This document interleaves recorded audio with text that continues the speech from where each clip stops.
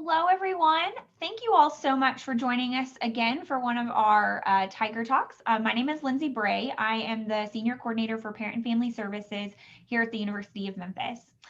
Today, we have Brittany Bryson with our Counseling and Health Services Office to talk with you about student mental health, how they can wisely use their wellness days, and how to kind of help your student manage the rest of this kind of crazy semester that we're all living through.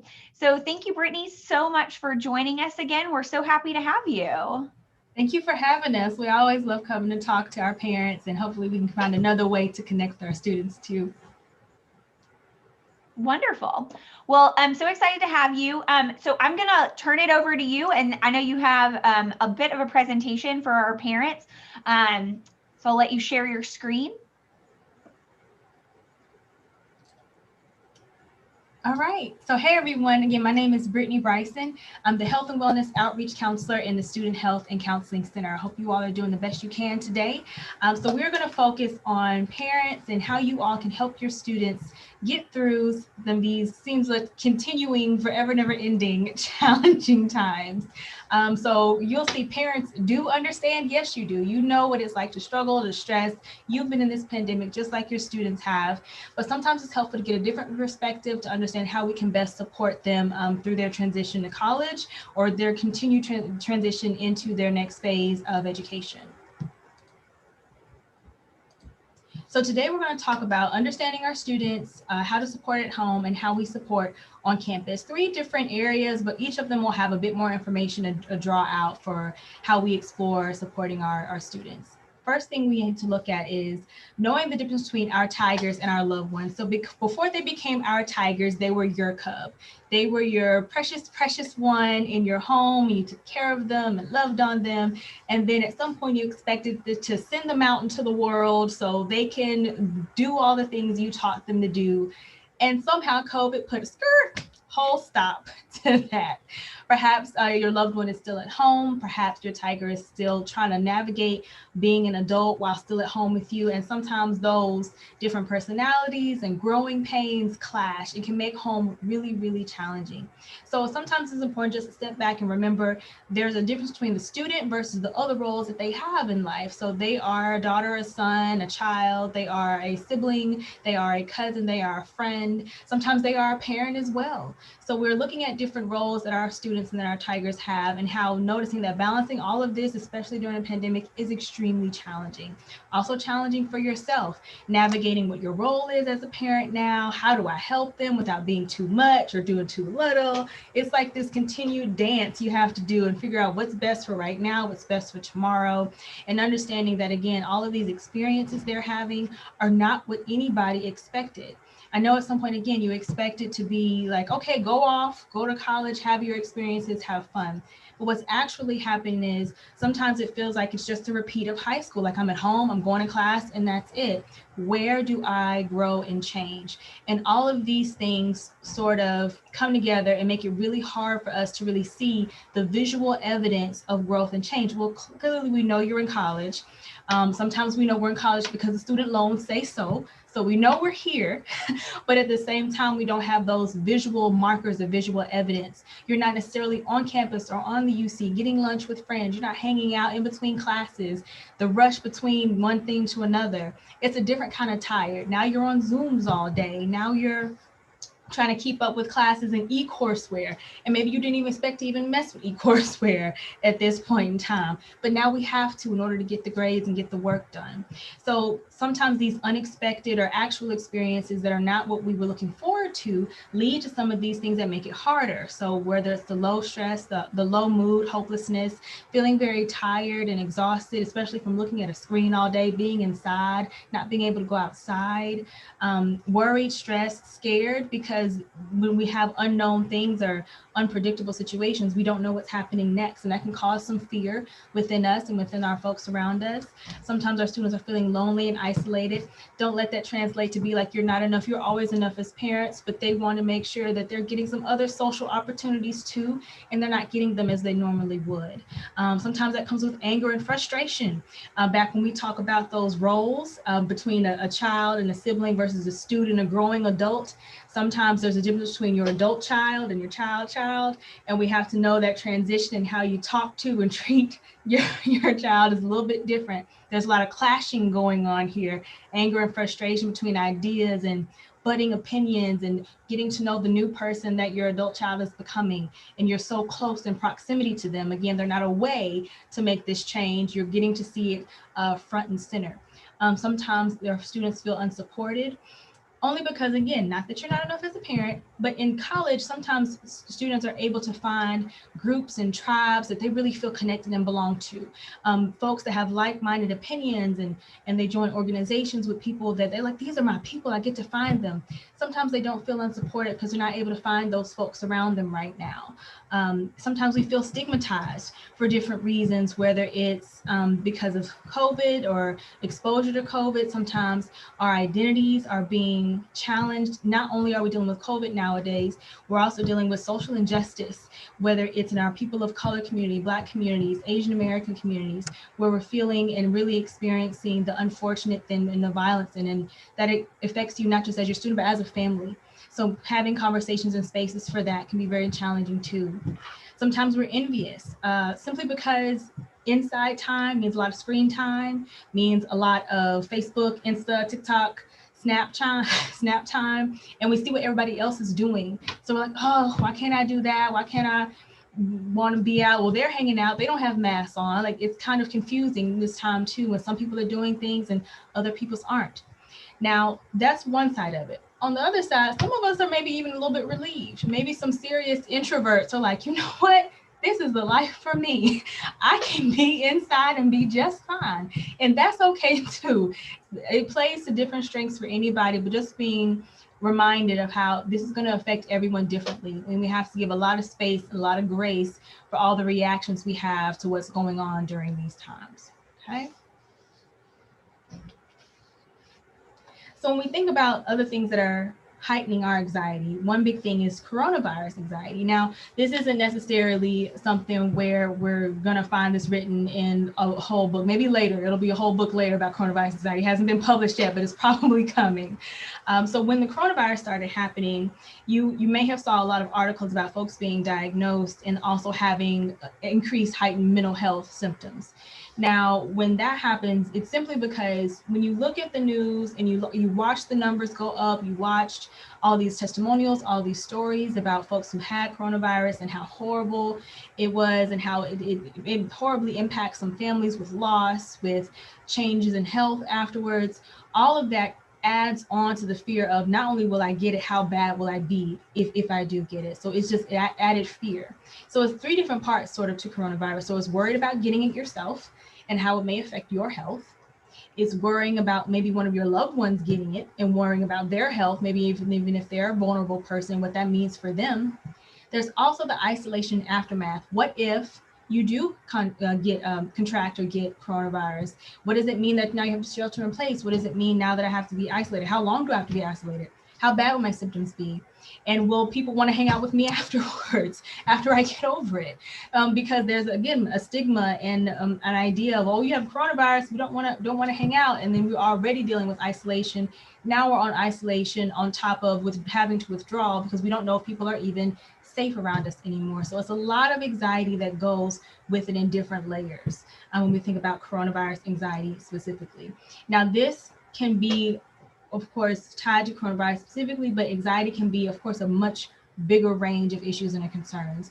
And we want to think of warning signs where not just anxiety, depression, or other mental health concerns are getting bigger, and we need to get access to some more help. So when you notice certain signs from your loved one, from your student, maybe this is a time we can sort of interlude and get some, or interject and get some different resources, some support, so we can make sure they have what they need. So these are all warning signs, things we talked about before. So excess worry or fear, feeling sad or low, confused about thinking problems, extreme mood changes, prolonged feelings of irritability or anger, avoiding social situations. Now, avoiding social situations is not highlighted because simply we are avoiding social situations right now in general.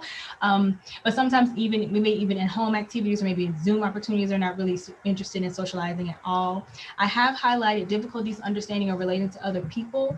If we sometimes feel a little bit checked out and sometimes the world around us just doesn't make sense, sometimes that can be a different sign of, okay, this is different. My kiddo hasn't been like this before, or my cub hasn't been like this before. What do I need to do? Things are changing.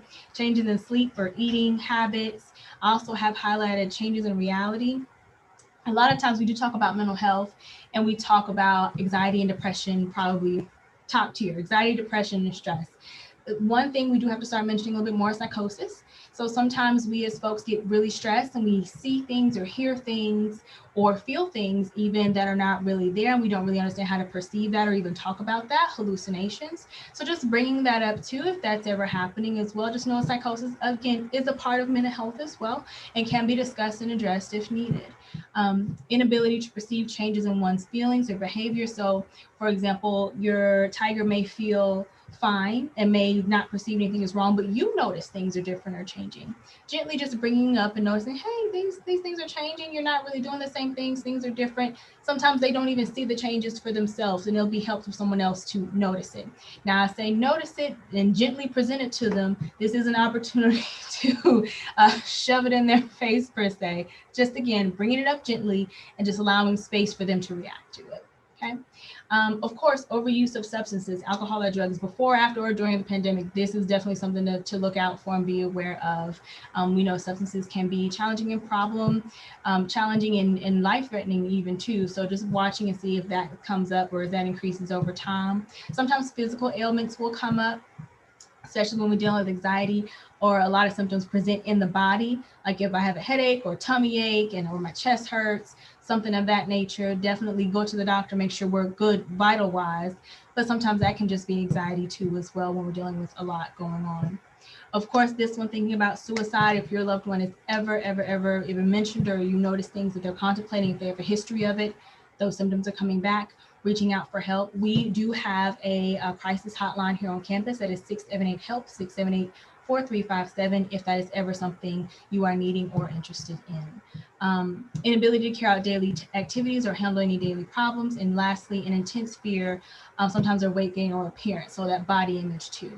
All of these are different warning signs that NAMI and the CDC point out as mental health concerns or mental health markers, where maybe we need to step in and have some additional support. So when it comes to you guys at home, there are several things that we can look at trying to do to make sure your tiger feels supported through these times. First one is to stay connected. So not, yes, unplug, but also just be connected to each other, right?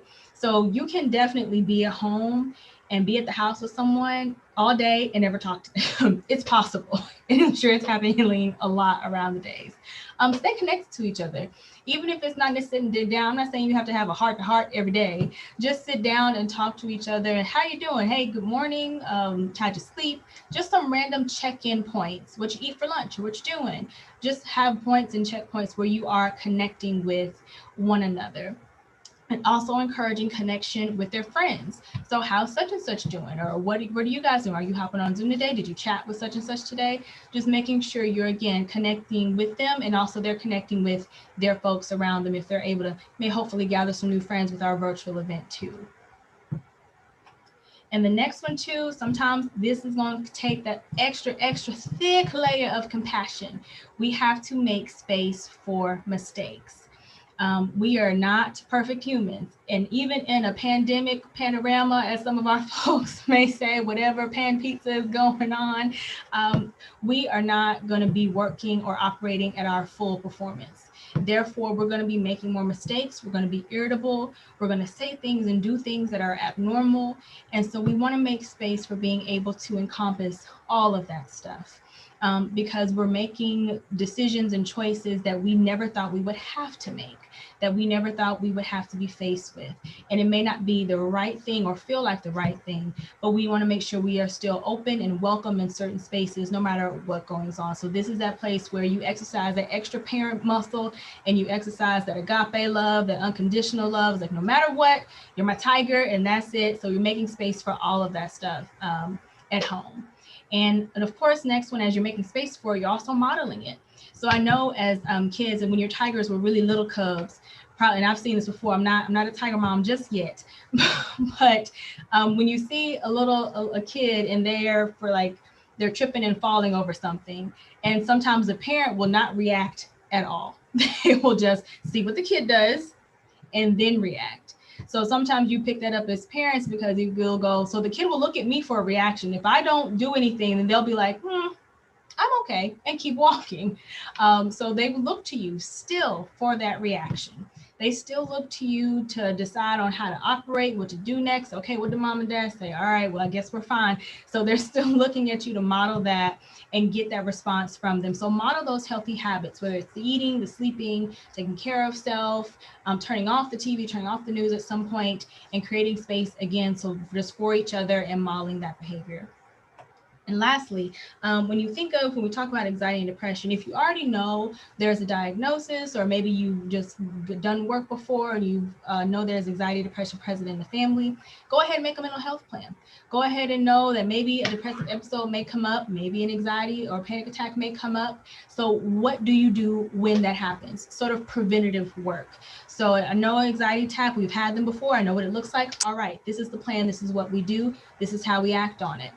Part of that plan too is, again, kind of going back to that, making space for not even mistakes, really just making space for human experiences, is when we're in the midst of a depressive episode or in the midst of an anxiety attack. This is not, again, the place and time for us to have expectations that are equivalent to our peak performance.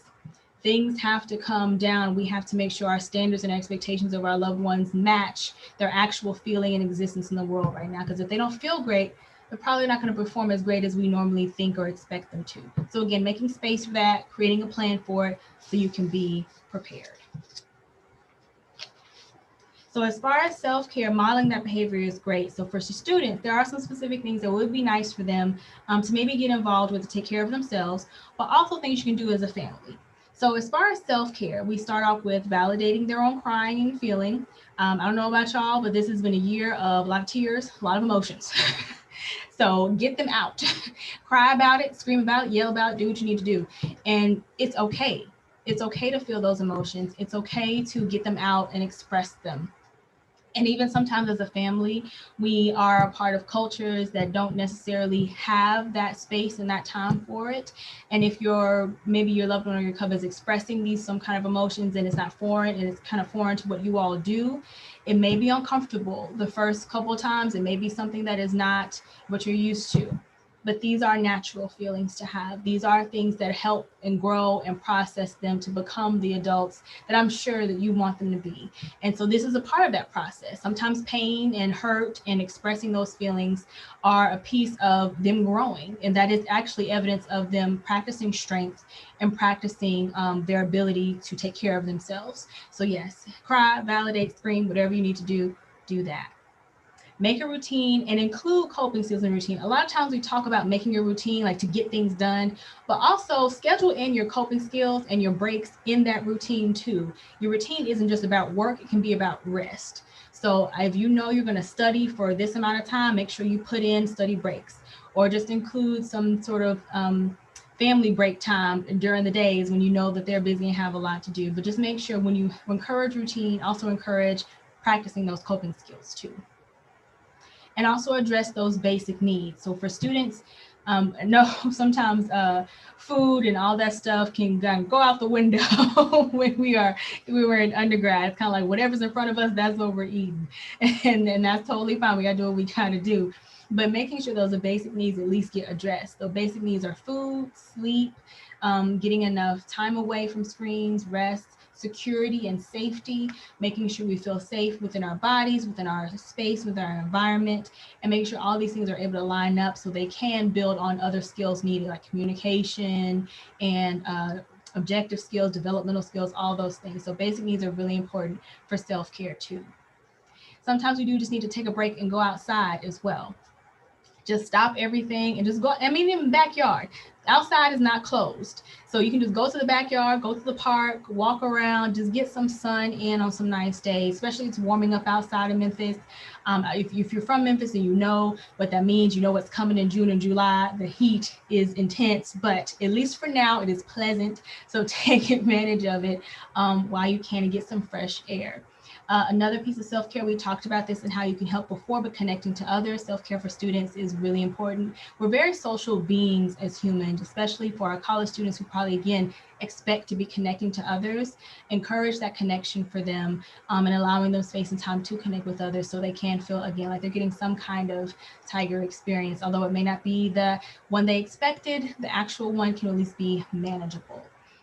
So that's the self-care pieces. So when we talk about together care, we can talk about things that you can do as a unit. So get moving as a family, whether it's going on a family walk or maybe y'all have, I don't know, I may be expressing my age, but when we had the and we could all do something to sort of dance thing as a family, maybe you have some kind of game at home where you can do together or play together. I would even encourage other like board games or something like that. Something you can do, something that's fun together and spend quality time together. Quality time is different than just sitting in a room and everybody's watching a TV show and on their phone. It's necessarily quality time. Quality time is when you're actually in a moment, in a space and time together where you can share that time and space with each other and you can both account for what's going on in that moment. So it's not like I'm on my phone and you're on your phone. We're both sitting here either talking to each other or enjoying the same activity. So having that quality time together, and it can be a space where you talk about feelings and listen to it. Not always are we talking about feelings or problems. We want a solution. We just want a space to listen and just get it out. So as a family, being able to talk and listen to one another, not necessarily problem solve, just be present. And that can be really impactful too. And also have those fun breaks in between times. So I know I mentioned board games before. I don't know if you're a family that likes music. Maybe you can have dance parties in the middle of the day, whatever you need to do just to get a little bit of stress off of you and just jump around a little bit, get back to what you're doing. But have fun breaks, 5-10 minutes, nothing super long, but just something random and something spontaneous, because it feels like that spontaneity, that randomness has been taken away from us. So just different things that we can be able to put back in to have it for our day-to-day. And finally, give space when needed. Family time is wonderful and beautiful. Me time is also important too. So because we are kind of in these houses with each other, we're not really going many places. I'll allow sometimes, like if you or son, daughter, child want to check out and go to their room, so be it. Let them go. Check in with them later. Make sure they're eating and doing what they need to do. But other than that, if someone needs space, we allow them to have it as well. Because sometimes that self-care, that me time is rejuvenating for them. And so they can be able to rejoin and connect to each other when ready. So a big part of this we did talk about was screen time, getting away from that. As much as we possibly could. So before we get into why unplugging is important and why it is helpful, we do have a video. Lindsay, make sure that the audio works for me. Let me know if it doesn't. So this video has been seen about over 15 million folks. You may have been one of them folks. So if you do, this is just a reminder. But this video is just really interesting to me for you to see.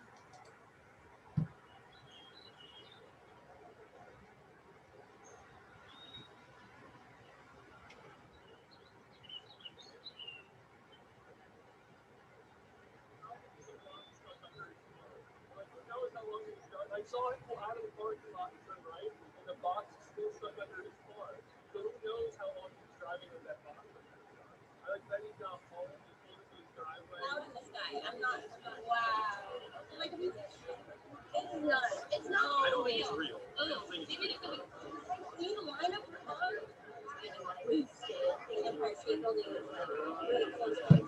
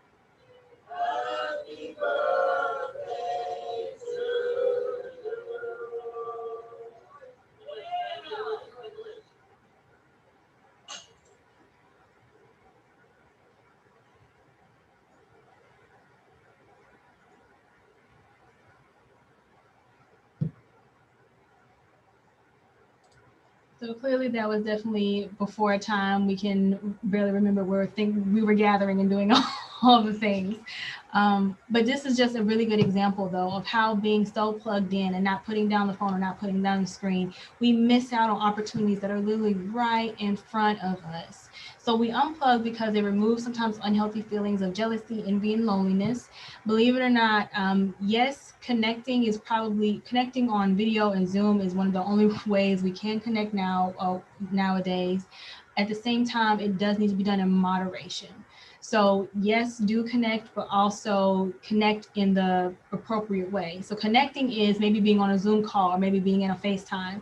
Connecting is not scrolling through Instagram or Facebook or chat, looking at what everyone else has done. You're not connecting with anybody. You're just sort of like observing what they're doing.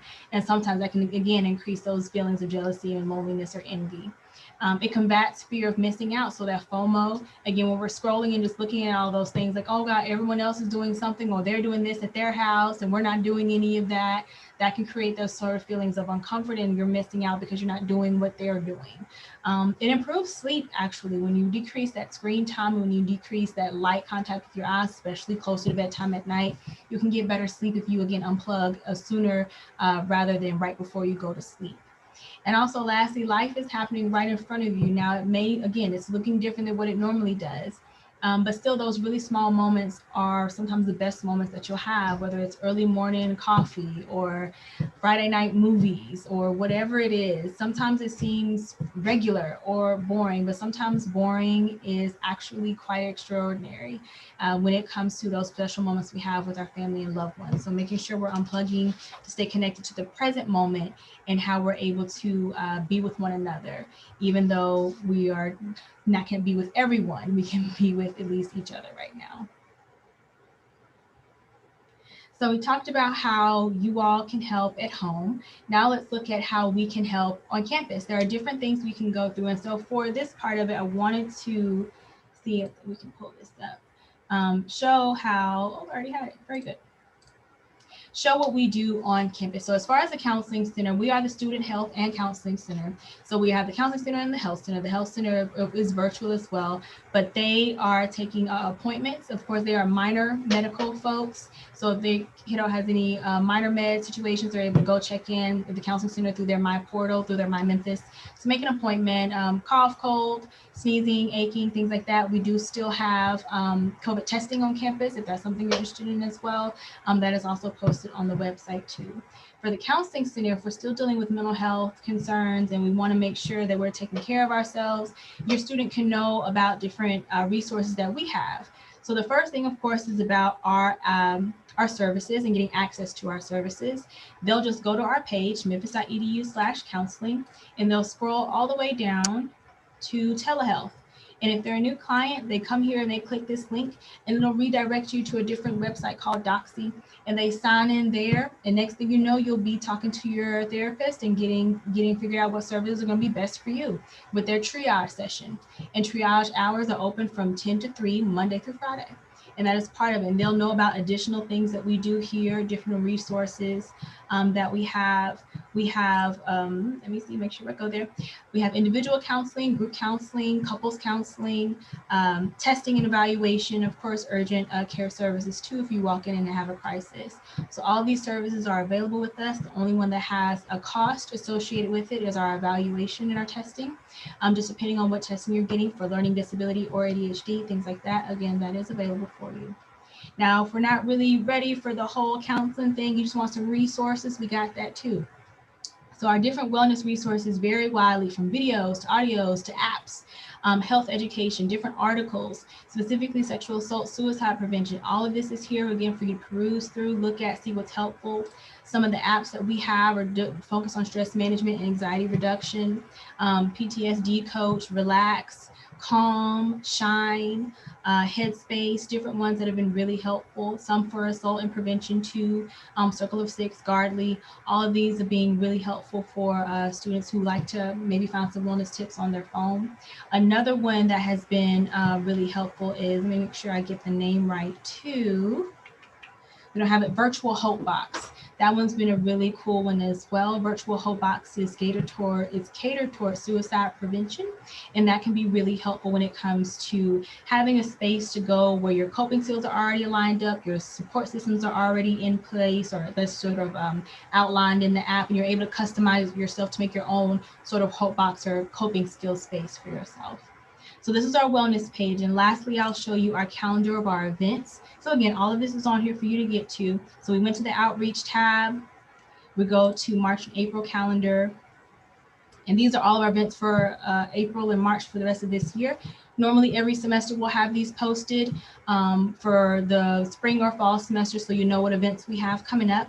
So now today is the 11th. So what we have is Tuesday, March 16th, we have Safe Zone coming up, QPRs coming up, and Reaching Out Sexual Assault Support Podcast is our premiering in April, and we'll have a No Stress Success presentation in April too as well on the 14th. So all of these, again, helping to support stress management, helping to be able to talk about or even listen to, if we're going to a podcast, listen about different skills that are helpful too. Our podcast has been really helpful to some folks, and we've got some good feedback from it. So make sure you check that out. It's on Anchor. Again, the links are all here for you to click on and try if you'd like as well.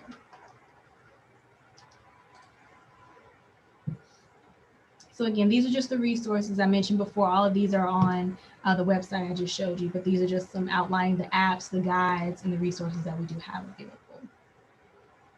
And again, as a counseling center, we have different services. We talked about those a little bit, but just so you know, any student who has at least 6 credit hours, spring and fall, is able to come in and get 6 sessions a semester for their therapeutic help. And over the summer, if you've taken at least 1 credit hour, you can come into as well. Our groups are unlimited, so only thing that has limit on it are the individual and couples counseling, career counseling, things like that. This is our social media. So we have Twitter, Instagram, Facebook, YouTube, and of course our podcast. We have been having a wellness series every Wednesday, Rethinking Resilience, and that's been posted to our Twitter, Instagram, and Facebook. So please check that out if you can, and make sure you're keeping up with the podcast. We have different sort of materials every month, so that's been fun too, and some other ones to catch up on. Again, if you and your tiger are really interested in some podcasts, some folks are really, really into it, so they can be one to add to your list. And lastly, this is our contact information. So maybe you want to take a screenshot of this, show your tiger, make sure they know about it too. We do have a space called the Relaxation Zone, Oasis Room. It is closed right now because of the distancing, but make sure that when we do open back up, check back in with us. Hopefully we'll be open for the fall, perhaps. Then we have the Counseling Center Self course. We're open from 8 to 4:30. Sometimes we have late appointments on Monday. Summer hours are 10 to 4:30. Virtual walk-in is 10 to 3. Again, so virtual walk-ins when a student can click on that link and come and walk in for their initial triage session. These are our numbers you can contact us on if you ever want to call us for a question or something of that nature. And of course, our crisis line, 678-HELP-4357. But again, all of this information is at memphis.edu/counseling if you ever just want to peruse, ask some more questions there. And that is it for me. Thank you so much, Brittany. That was wonderful. I think that was such a great amount of information for our parents and family members. Just a couple of questions. So I will mention for parents, if your student is living on campus and they, I know a lot of the counseling services are virtual right now, and they're a little concerned about finding a space that's private. They are working with students, and so feel free to contact the office. And I know y'all are setting those up for students if maybe they're with a roommate and they, you know, you and your roommate are together all the time, and you need a little bit of space apart for those virtually. So I know they are setting those up as well. So one of the questions that we also had was kind of how, I know you offer so many wonderful services, and I know our students really appreciate those. Are there any other ways that you would recommend that students can kind of help to understand their triggers a little bit more, and maybe what is really like creating that anxiety for them or that stress, particularly as we're getting closer, like we're dealing with midterms right now, and then we're about to get towards finals, and maybe those things that they can kind of notice in themselves. Yeah. So those warning signs, we talked about those before, those can be helpful things, but sometimes it would be helpful to like write things down, and it may seem like, oh, it's just one more thing to do, but it can be really helpful just to have a visual representation of how we're feeling. Sometimes a really easy way to do this is to get like a calendar, any sort of regular calendar. And just sometimes folks like to use stickers, some folks like to use emojis or whatever you like, and just log on, how am I feeling today? What happened that day to make me feel that way? And just so notice over like a couple weeks, like, okay, how was I feeling in general these past few weeks? What was going on? What happened on this day to make me feel this much? And sort of having some sort of visual representation of mood changes can be really helpful in tracking, whether it's journaling, making it a calendar, or sometimes even it's just reflection. A lot of times when we go through challenging times, we just kind of want to be like, all right, that was hard and I'm done. We don't always go back and sort of debrief with ourselves. Like, okay, what made that hard? What point did I get to feel like this was too much? And see if we can find a pattern in that whenever we have stressful or anxiety provoking situations. Like, okay, it's normally at this point that I feel unraveled, or it's normally at this point that I feel like it's too much. And that has happened repeatedly. So reflection can be really helpful. Logging your mood can be really helpful, and journaling can be really helpful. And I say logging as a calendar. Maybe I'm still stuck in my times. I still write stuff down, but of course there are apps for that too. So there are apps for you to track your log, track your mood, and it'll pop up and ask you, how are you feeling today? You can put in how you're feeling, and it'll give you sometimes a report too at the end of the week for you to look over. So those are just a couple options. Keep track of it, notice it for yourself, and then let it be something that you actually talk about and explore. Those are great hints for those. Yeah, I like the calendar if you have a daily check in for yourself or anything like that. So that's great. Um, I appreciate you talking a little bit about the relaxation zone too. I hate that it's closed. Is there anything on your social media that y'all are doing around a little bit of that as part of that? Yeah, so if you look at some of our Wellness Wednesday ones, they have been dedicated to relaxation. I think the one either this Wednesday or the one last week was dedicated to breathing. So we'll have just different tips and tricks when it looks at things you can use to relax or use for coping skills instead. So we do have that up on our Instagram, Twitter, and Facebook. Great. Awesome. Well, thank you so much, Brittany. We really appreciate you being with us and joining us today. So thank you to all of our parents and families for joining us. We will have a lot of those links as well below, either in the description or on Facebook, whichever one you're watching via. So, but as always, please feel free to reach out to us if you have questions or need a referral or anything like that, and we can get you to the right person, the counseling center, or get you to Brittany. So either one, we will get you to the right place so that you can kind of help your student through this time and help them as they make it through their educational journey, but also through this really crazy time as well, which maybe we're getting to the end of. So fingers crossed. Well, thank you again, Brittany, so much. And parents, we will see you in 2 weeks.